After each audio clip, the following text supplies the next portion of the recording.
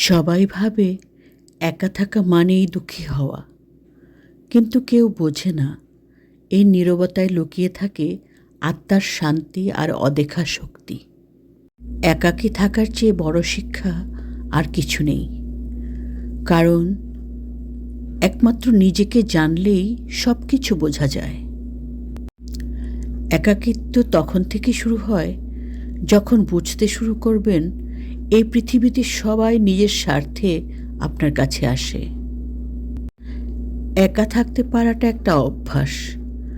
একবার একা থাকা শিখে গেলে সেটা একসময় কঠিন নেশা হয়ে দাঁড়ায়। একাকিত্ব কখনো কষ্ট দেয় না, এটা নিজের সেরা সঙ্গী হতে শেখায়। প্রত্যেক মানুষই জীবনের কোনো না কোনো সময় একা হয়। পৃথিবীতে যেমন একা আসতে হয়, তেমনি একা চলে যেতে হয়। জীবনের মাঝে কিছু মানুষের সাথে আমাদের বন্ধন তৈরি হয়, যারা আমাদের কাছে খুব আপন হয়ে যায়। কিন্তু যখন সেই প্রিয়জনেরা দূরে সরে যায় বা আমরা তাদের থেকে দূরে চলে যাই, তখন একাকিত্ব অনুভব করাই স্বাভাবিক। কখনো কখনো একাকিত্ব আমাদের শেখায় কারো ওপর নয়, নিজের উপর নির্ভর করতে। এটা একটা অনুভূতি যা নিজেকে নতুনভাবে দেখতে শেখায়।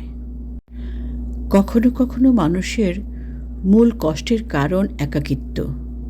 কেউ সঙ্গী না পেয়ে একা, আবার কেউ সঙ্গী পেয়েও একা, আবার কেউ কেউ অকারণেই একা।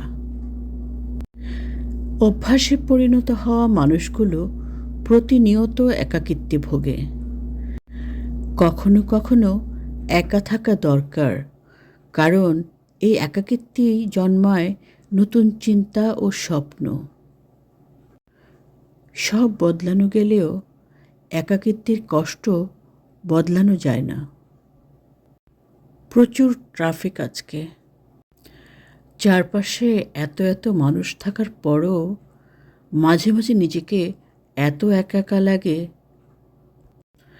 যখন খুব মন খারাপ লাগে তখন একদম নির্ভেজাল একা জায়গায় নিঃশব্দে বসে থাকি।